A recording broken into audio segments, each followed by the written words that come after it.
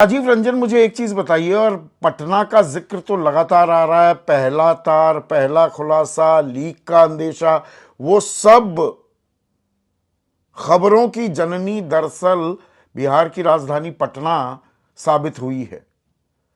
ये छात्रों का 24 लाख छात्रों का भविष्य अधर में कब तक लटका रहेगा? अब कानूनी दांव पेच आ गए हैं, कब तक चलेगा ये? देखिए संदीप चौधरी जी, सबसे पहले पटना की चर्चा इस पूरे प्रकरण को रोशनी में लाने की वजह से है।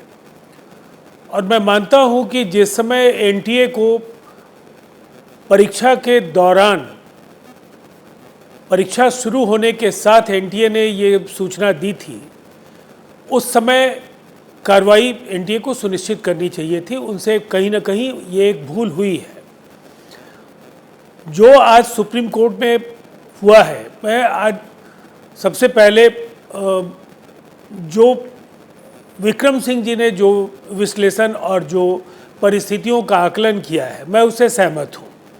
इसलिए कि ये ऑनरेबल सुप्रीम कोर्ट के जो भी फैसले हैं उनको सभी पक्षों पर, सभी पहलुओं पर विचार करना है। और दो पक्ष हैं, एक तरफ 24 लाख छात्रों का सवाल है, तो निसंदेह इसमें ऐसा हो सकता है कि 23 लाख से ज़्यादा छात्रों ने काफ़ी मेहनत करके इस परीक्षा में शामिल होने का काम किया होगा। कुछ छात्रों की, अगर कुछ छात्रों को लाभ हुआ है तो लीक के पैमाने को समझना और कहाँ कहाँ किन सेंटर्स पर क्या क्या नुकसान हुआ है, कितना वक्त लगता है इस बात में? पारदर्शिता प्रभावित हुई है इस वक्त अगर में, इस पर इस पूरी प्रक्रिया में राजीव जी कितना वक्त लगता है?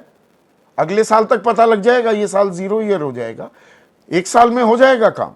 कितना वक्त लगता है ये पता लगाने में? नहीं, मुझे ऐसा लगता है 4 जून को नतीजे आ गए थे, 5 मई को ये परीक्षा हुई थी, 3 मई को ही सोशल मीडिया पर वायरल होने लगा था कि पर्चे लीक हो गए हैं।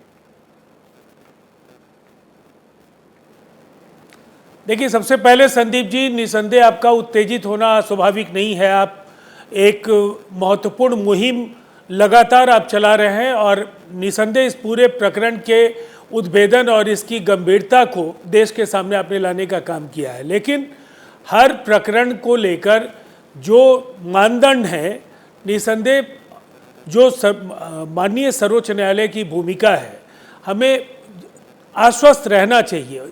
कहीं ना कहीं जो आज की टिप्पणियां हैं उनमें एक बात बिल्कुल साफ है कि अब बहुत ज़्यादा वक्त नहीं लगने जा रहा है। बुधवार को स्टेटस रिपोर्ट ये फाइल करेंगे, अगली सुनवाई बृहस्पतिवार को होनी है और इसे टाल पाना उसके बाद कहीं से भी संभव नहीं होगा। देखिए, इसके साथ साथ जो फैसले हैं केंद्र सरकार के, एक कड़ा कानून अस्तित्व में आया, उसकी अधिसूचना निर्गत होने में चुनाव की वजह से जो भी विलंब हुआ हो, लेकिन अब वो अस्तित्व में है। दूसरी तरफ देश के प्रमुख शिक्षाविदों की कमेटी और तीसरी तरफ एनटीए के डीजी को हटाया जाना। तो ये एनटीए के डीजी को हटाया जाना इस बात की स्वीकारोक्ति है कि वहाँ अनियमितताएं हुई, वहाँ कुछ ना कुछ ऐसा था जिसे सरकार ये मानती थी कि वो सही नहीं हुआ होगा और इसीलिए ये फैसला हुआ है। अब कई सवाल है, इतने बड़े एनटीए को सरकार क्लीन चिट देती घूम रही थी, फिर सुबोध सिंह को हटाया, एनटीए के अध्यक्ष को आपने एक कमेटी का जिक्र किया, कमेटी की अध्यक्षता इसरो के पूर्व चेयरमैन कर रहे हैं, उसमें एम्स के निदेशक रह चुके वो डॉक्टर भी हैं। मैं उन पर टिप्पणी नहीं कर रहा हूं, पर मामला कानून का है, मामला लीक का है। ये लोग लीक को रोकने के एक्सपर्ट्स थोड़ा हैं। बीमारी हुई है, चोट लगी है, कोई हड्डी टूटी है, इलाज करा रहे हो एक नेफ्रोलॉजिस्ट से। अब समझ रहे हैं मैं क्या कह रहा हूं राजीव रंजन? दो पक्ष हैं। एक तरफ मैं समझ रहा हूं संदीप जी, लेकिन सबसे बड़ा सवाल यह है कि अगर 7 वर्षों में 70 से ज़्यादा पेपर लीक की घटनाएं हुई हैं तो इसकी पुनरावृत्ति नहीं हो, इसे सुनिश्चित किया जाना, इस नीट की परीक्षा की पारदर्शिता और इसको लेकर के जो पूरे देश में कोलाहल का वातावरण है और दुनिया में भी मैं समझता हूँ यहाँ से जो लोग भी MBBS करके जाएंगे या जो लोग नीट के PG के बाद वैश्विक संस्थानों में जो आगे की पढ़ाई के लिए जाना चाहेंगे, तो गुणवत्ता पर अगर सवाल खड़े लगातार होते जा रहे हैं तो इससे हमारी प्रतिष्ठा पर सवाल खड़े हो रहे हैं। इसीलिए इसे सुनिश्चित किए जाने के लिए मुझे एक चीज व्यापक और राजीव जी, सम्यक दृष्टि की जरूरत है और एक रणनीति की जरूरत है। ये तो नीट UG का इम्तिहान है, एक नेट PG का भी हुआ, पता लगा सरकार ने तुरंत रद्द कर दिया। 70 एग्जाम्स का आपने जिक्र किया, उनमें धांधली की खबर आई, वो रद्द हो जाते हैं। ये नीट UG में इतना टाइम क्यों लग जाता है? फैसला जो भी हो। संदीप जी, आपके सवाल का जवाब, और मैं ये नहीं कह रहा ये 67 छात्र जिन्होंने 720 में से 720 नंबर लिए हैं, ये सभी इन्होंने गड़बड़ झाला किया। इसमें प्रतिभाशाली भी हैं, प्रतिभाशाली भी, घुन भी पिस रहा है और गेहूं भी पिस रहा है। पीड़ा इस बात की है राजीव जी।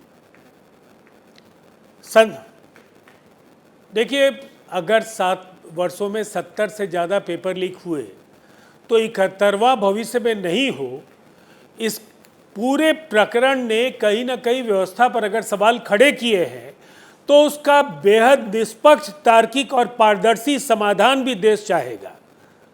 दोनों पक्ष हैं। एक तरफ उन छात्रों की स्थिति की बात कीजिए जिन्होंने दिन रात मेहनत करके परीक्षा दी है, दूसरी तरफ कुछ वैसे लोग जो इस सिस्टम की जो खामियां हैं, जो इसके सुराख हैं, उसका लाभ उठा करके अलग अलग संस्थानों में बाजाप्ता उत्तीर्ण होकर के जाते हैं। तो मतलब आप कह रहे हैं इसका इलाज, एक मुकम्मल पुख्ता इलाज अब सरकार करती दिखाई दे रही है। जैसे ही घड़ी का काटा दोपहर 2:30 पे आए, बबीता जी का दिल सास बहू साजिश के लिए मचल जाए।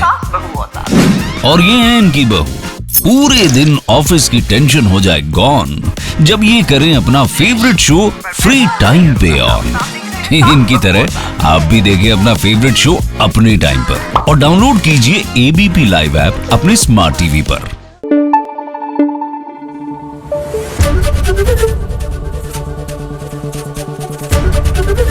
ABP न्यूज आपको रखे आगे।